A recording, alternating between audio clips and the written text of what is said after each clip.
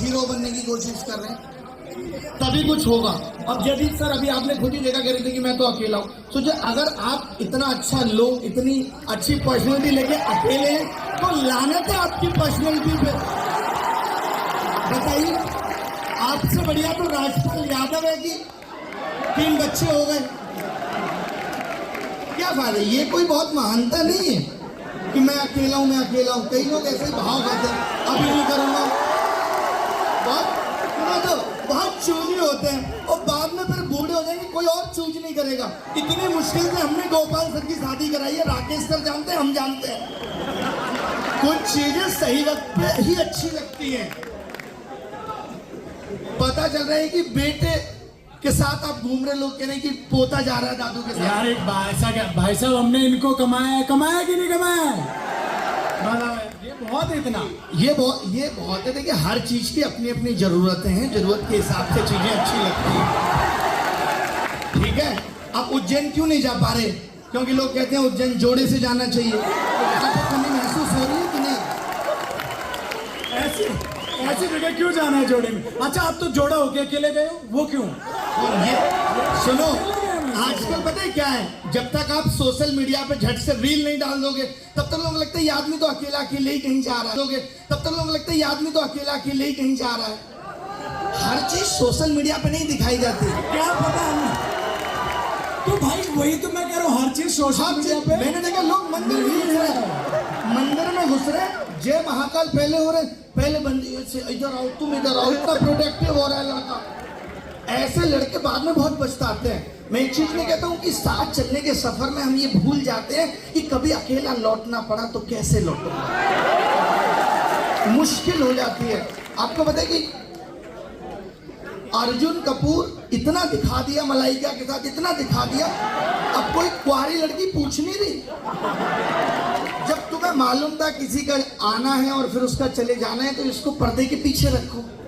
आमिर खान देखो तीसरी शादी कर रहा है। ये होती है परफेक्टनेस। ऐसी थोड़ी उसे परफेक्ट कहा जाता है।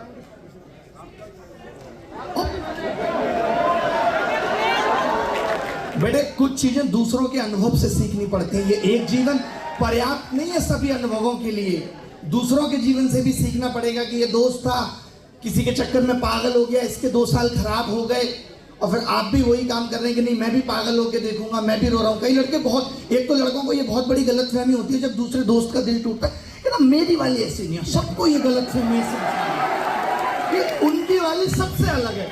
और 4 महीने बाद मैंने ऐसे लड़कों को अपने कंधे पर रोते हुए देखा है। पता नहीं कैसे हो गया, उसके पापा नहीं माने। जब लड़की कहते ना कि पापा नहीं माने, तो सोचो प्रेम छोटा पड़ गया। प्रेम ने डायरेक्शन बदल ली, अब सुरेश से सोनू की तरफ जा रहा है, इसीलिए पापा नहीं मान रहे। थोड़ी बहुत पढ़ाई लिखाई की बातें भी कर लेते हैं, अगर आपका मूड ठीक है तो अच्छा है। देखिए सिलेक्शन लेना है, और अगर इसी साल लेना है, हर साल सिलेक्शन लेना कठिन होता जा रहा है, आप देखिए। और सोशल मीडिया के दौर में जहां पता ही नहीं है कि किस डायरेक्शन में जाना है, कोई कुछ बता रहा है, कोई कुछ बता रहा है, कैसे होगा, तो वहाँ सबसे जरूरी है कि आप अपने जीवन का एक लक्ष्य निर्धारित करके और सोशल मीडिया से थोड़ी सी दूरी बना लें। क्योंकि सोशल मीडिया पे पढ़ाई के नाम पे बहुत कुछ बचा नहीं है। एंटरटेनमेंट के बीच में थोड़ी सी पढ़ाई रह गई है, जिसको ढूंढना भी बहुत मुश्किल है। इधर उधर की बातें बहुत हैं। तो आप सबसे ये गुजारिश रहेगी कि आज आप यहाँ से इतना जरूर सीख के जाएं कि जो सोशल मीडिया की दुनिया है वो रियल नहीं है, सिर्फ रील है, और उसको उतना ही दिमाग पे हावी होने देना है। जो आप पूरे दिन ये सोचते हो कि मोबाइल में, लोग सोचते हैं इंस्टाग्राम की रील देख देख के अप स्केलिंग कर रहा हूँ, वो अप स्केलिंग नहीं हो रही, बस अप स्क्रॉलिंग हो रही है। और हम सोच रहे हैं कि हमारी अवेयरनेस बढ़ रही है, तो ये अवेयरनेस डिस्कम्फर्ट पैदा करती है। आज आपको पता है अकेले रहने का आपको सबसे ज्यादा गम इसलिए भी होता है क्योंकि आप बहुत सारे जोड़ों को देखते हैं सोशल मीडिया पर, बहुत सारे टीचर्स को देखते हैं, पत्नी का प्रेम, ये वो सब। वो सच्ची दुनिया नहीं है भाई। इनके घर में भी उतनी कलेश है जितनी तुम्हारे में है। सोचो कलेश चल रही होती है, बीच में जैसे कैमरा आता है दोनों मुस्कुराने लगते हैं, एक सेल्फी हो जाए, फिर आपने डाल दी और बोलते ये आदमी कितना खुश है। बहुत सारे आपके दोस्त भी होंगे जिन्हें आप फेसबुक पे देख रहे हो, गोया गया है, गोया गोया जानते हो? नहीं पता? GOA, मुझे बोलना नहीं आता। गोया गया बंदा, खोया खोया रहता है।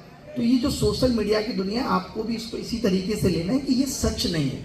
हम जब इसको सच मान ले रहे हैं, आज घर में भी यही हो रहा है, मम्मी अलग रील भेजती रहती है, देखो मम्मी वो वाली रील भेजती होंगी, आपकी भेजती है कि नहीं, जिसमें वो कह रहा होता है कि बच्चे आजकल माँ बाप की सेवा नहीं करते।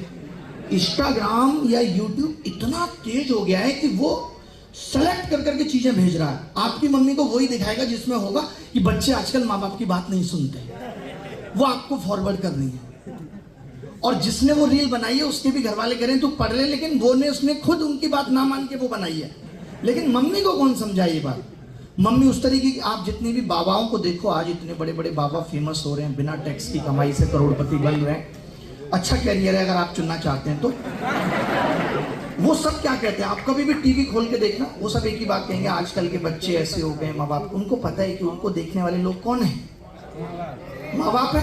आप पे तो टाइम नहीं है, आस्था देखेंगे, आपकी आस्था तो किसी और में लगी हुई है, तो आस्था और संस्कार आप तो देखेंगे नहीं, क्योंकि आपके अंदर तो संस्कार के नाम पे कुछ बचा ही नहीं है, सब खत्म हो गया है। गाली गलौज दे रहे हैं, कितने लोग यहाँ पे जो गाली नहीं देते हैं, शायद ही कोई एक आध होगा। सोचिए इतनी बड़ी भीड़ में 50 लोग नहीं है जो गाली नहीं देते। आप भी नहीं देते? अरे हमारे साथ वाले देते हैं, कोई बड़ी बात नहीं है, नॉर्मल है।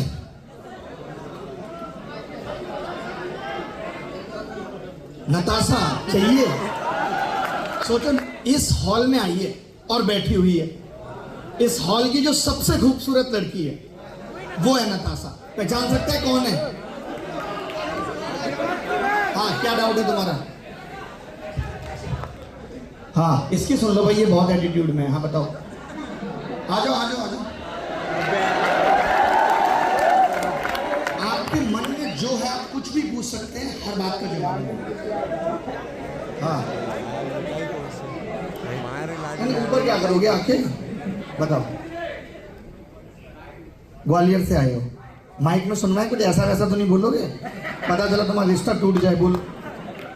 सर मैं ये कहना चाहता कि मैं राकेश सर से, जैसे आपने इंदौर के लिए यहाँ ऑफलाइन सेंटर खोला है, तो ग्वालियर के लिए खोला। आप ही खोल दो, आप ही खोल दो।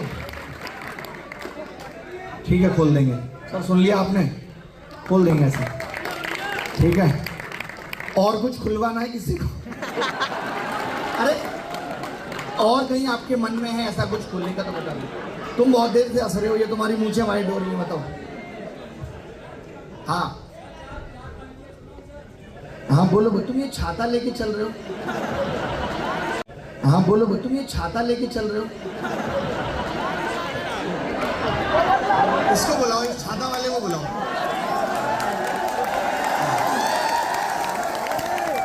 ये बेचारा हर जगह मौके ढूंढता, मेरी छतरी के नीचे आ जा कमला, क्यों खड़ी खड़ी मुस्काए। बोलो।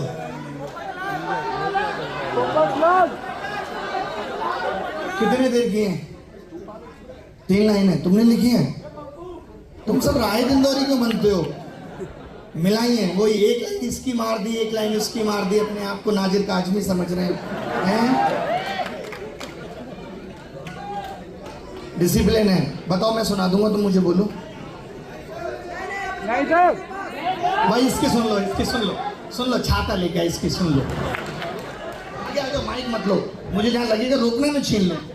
सर थोड़ा तैयारी करते करते टाइम ज़्यादा हो गया, तो कुछ लाइन एक दोस्त से सुनी थी, उसमें मैंने अपना ऐड किया। तो देव उठनी 11 से आती है, फिर देव सो जाते हैं, तो देव सो जाते हैं, तो एक मन में आया कि चंदा भी रह गए, तारे भी रह गए, हमारे हाथ चुहारे रह गए, किसी किसी को तो कुछ मिल ही गया यारो, हम कुंवारे के कुंवारे रह गए। हर लड़के का यही गम होता है, और पता है ये बहुत लंबा नहीं होता। 12th में जब लड़का होता है तो एक ही सपना दिख रहा होता है, कैसे भी ग्रेजुएशन हो जाए और शादी कर लेंगे। लेकिन अभी सोशल मीडिया ने इतना खौफ पैदा कर दिया ग्रेजुएशन तक आते आते कि आज हर युवा शादी से भाग रहा है, वो करना ही नहीं चाहता, उसको पता है शादी एक बहुत बड़ी जिम्मेदारी है। वो आपके तो इंदौर शहर में इतनी बड़ी बड़ी घटनाएं घट गई, तो आदमी हनीमून पे नहीं जाना चाह रहा है, कोई बेचारा फौज की नौकरी नहीं करना चाह रहा, अगर फौज की करूंगा घर आऊंगा ड्रम में बंद कर दिया जाऊंगा। बेचारी की फौजीनेस निकाल दी सारी की सारी, वहां सीमा पे AK-47 लेके खड़ा है, और यहाँ गोली किसी और ने मार दी। लेकिन मैं इसमें मानता हूं कि पुरुष ही पुरुष का दुश्मन है। आप सब तो ना, अकेली सोनम कुछ नहीं कर सकती थी, वो पुरुषों का ही सहारा मिला। और जितने भी लड़कों का कटता है, जिस भाषा में कहते हैं दो का हुआ, उसमें भी एक दूसरे पुरुष का हाथ होता है। तो पुरुष ही पुरुष का दुश्मन है। तो हम सब पुरुषों को आज ये प्रतिज्ञा ले,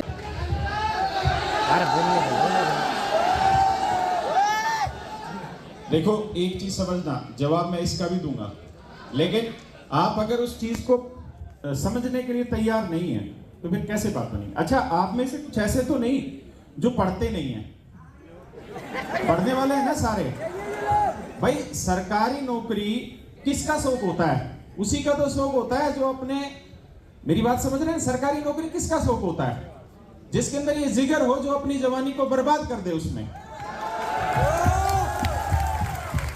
तो अगर आप में जिक्र है अपनी जवानी को झोंकने का, उस जुनून को पैदा करने का, तो मैं ये तो समझता हूं कि आप सभ्य होंगे, क्योंकि जो आप होंगे वही आपको मिलेगा, और जो आप सोचेंगे वही आप होंगे, और जितना आप अच्छा सोचेंगे अंततः परिणाम आपको उतना ही अच्छा मिलेगा। और एक बात मेरी और ध्यान रखिए, जो मेरे एक दो भाई थोड़े से व्याकुल हो उठ रहे हैं किसी एक ही बात को लेके। देखिए, मेरी शक्ल में कोई हीरे जवाहरात तो जुड़े हुए नहीं है कि मैं कोई ऋतिक रोशन की तरह दिखता हूं, है सर, बिल्कुल है हमारे लिए। आप है तो सर कटरीना का फ्लॉप। भाई हम साधारणतः है क्या, अध्यापक है ना, हम कोई स्टाफ तो है नहीं ना, हमारा रंग ऐसा कि इस देश के ना लगे। हमारा रंग वैसा ही है जैसा आपका है। हम भी मध्य प्रदेश के गेहूं खाते हैं, हम ही नहीं, पूरे हरियाणा नहीं, पूरे दिल्ली नहीं, पूरे राजस्थान, यूपी, हर जगह मध्य प्रदेश का गेहूं खाया जाता है, क्योंकि यहाँ के गेहूं में यूरिया नहीं डाला जाता। मेरी बात समझ रहे हैं ना? तो इसका मतलब इसके खाने में इतनी ताकत है कि इन बच्चों में इतना संयम पैदा कर रखा है कि ये बच्चे सुबह 9 बजे से शांत हैं। लेकिन एक दो बच्चों ने बाहर का खाना खा लिया होगा तो परेशान मत हो, तो थोड़ा संयम बरतो। मैं उस बात पे आ रहा था कि हमारी शक्ल में ऐसा कुछ नहीं है जिसको देखने आप आए हो। अगर यहाँ कोई बहुत बड़ा स्टार आया होता तो हो सकता है इसी लाइन में मैं भी खड़ा होकर देखता कि यार कितने सुंदर दिखते हैं, क्या कुछ अलग चीज है इनमें। हम तो सच बात ये है कि जैसे आप हैं वैसे ही हम हैं, वही रंग रूप है। आप में से 90% लोग उस बैकग्राउंड से होंगे जिससे छोटे बैकग्राउंड से, जिससे हल्के बैकग्राउंड से हम बढ़े हैं, है ना। आप लोग तो फिर भी बहुत बड़े उस दौर में पैदा हुए हैं जिस दौर में बहुत सारी फैसिलिटी है ना। आपके हाथ में मोबाइल है, आपको अपने विचार व्यक्त करने की इजाजत है। हम तो उस दौर में पैदा हुए थे जब अपने बाप को 10 बार कोई चीज बोलते थे तो वो एक बार जवाब देता था, है ना। तो हमने तो वो संघर्ष देखा हुआ है। तो मैं ये उम्मीद करता हूं कि अगर आपके अंदर इतना जिगरा है कि अपने जवानी को बर्बाद कर रहे हैं, इस जवानी के 2, 3, 4 साल सरकारी नौकरी लेने के लिए, तो आपने वो पेशेंस भी पैदा किया होगा, आपने वो डिसिप्लिन भी पैदा किया होगा जिसके दम पे अंततः सरकारी नौकरी मिलनी है। मेरे बच्चे, सरकारी नौकरी आपको 2 साल बाद नहीं मिलनी, सरकारी नौकरी आपको उसी समय मिल जाती है जब आपके अंदर वो डिसिप्लिन पैदा हो जाता है। जब आप सुबह 4 बजे उठ के, सुबह 4 बजे का अलार्म लगा के जब आप रोज पढ़ने बैठते हैं ना मेरी बेटियों, मेरे बच्चों, उसी दिन आप सरकारी नौकरी ले लेते हैं। इसलिए डिसिप्लिन रखिए अपने अंदर, संयम रखिए। अगर किसी ने हमारे अंदर कोई प्रेशर डाल दिया है तो इतनी कुव्वत रखिए कि हम उस प्रेशर को रिलीज कर पाए। नहीं तो आपने एक ना एक दिन देश की सेवा करनी है। अगर आप एक छोटी सी चीज को लेकर उग्र होते रहेंगे तो आगे भी उग्रता बढ़ती चली जाएगी। दूसरा, जिस भी टीचर, बहुत सारे टीचर है जो नहीं आ पाए, हम लगातार ऐसे सेमिनार करते रहते हैं। बहुत सारे टीचर ऐसे होंगे जो आगे ना भी आ पाए। बहुत सारे ऐसे टीचर है जो नहीं, इलाहाबाद वाले सेमिनार में नहीं थे, यहाँ हैं। बहुत सारे टीचर ऐसे थे जो देहरादून सेमिनार में नहीं थे, वो यहाँ हैं। तो ये तो प्रक्रिया है, हर कोई आदमी हर जगह उपलब्ध नहीं हो पाता, सबकी अपनी अपनी अलग अलग व्यवस्थाएं होती हैं। ये तो हम जैसे ही कुछ पगले होते हैं जो अपने जीवन का जुनून इस तरह से लगाते हैं कि हमें हर जगह पहुंचना है और हर बच्चे से बात करनी है, हमें हर बच्चे का हाथ पकड़ना है और उसको सरकारी नौकरी की तरफ लेकर जाना है। क्यों? क्योंकि हमने अपने परिवार की परिस्थिति देखी है।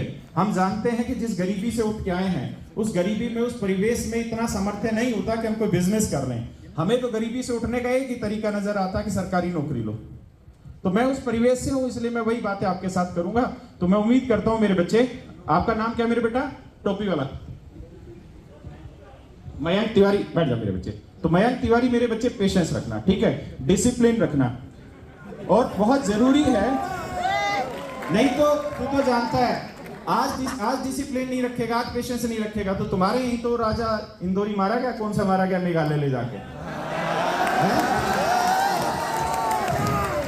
तो देख रख, आज मेरे ऊपर तो तू झाड़ लेगा, लेकिन एक दिन आएगी उसके आगे नहीं झाड़ पाएगा, ठीक है। तो अब हम प्रोग्राम की शुरुआत करते हैं। सारे टीचर्स को बहुत बहुत धन्यवाद, आप मेरे बच्चों को बहुत बहुत धन्यवाद जो इतनी देर से खड़े हैं। मैं ये बात जरूर कह रहा हूं कि अंततः जब आप इस सेमिनार से जाएंगे तो आपको एक अंदर की खुशी जरूर मिलेगी, वो मेरा दावा है। मैं और हमारे टीचर जब आपसे और डिटेल में बात करेंगे तो उसका अनुभव आप करेंगे।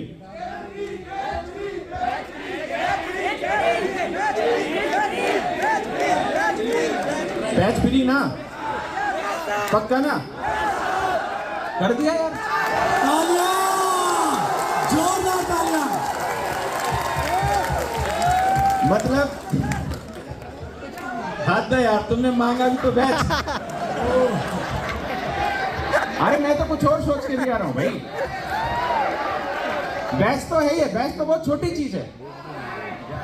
पता है आदमी की सबसे बड़ा धन क्या है?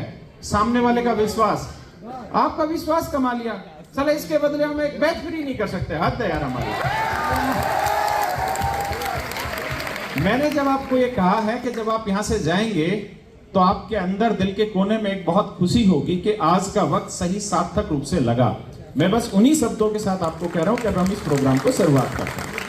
और आप लोग डिसिप्लिन रखिए, जो बीच बीच में बोलते हैं, सभी इसी परिवार का हिस्सा हैं जिनके भी बारे में आप सोचेंगे। सभी उम्र में मेरे से छोटे हैं और सभी मेरे छोटे भाई हैं, और मेरे वो छोटे भाई इसलिए क्योंकि वो सब मुझे बड़ा भाई मानते हैं, ठीक है। तो आप पेशेंस रखिए, आप कभी ये मत सोचिएगा कि कोई और चीज आपके दिमाग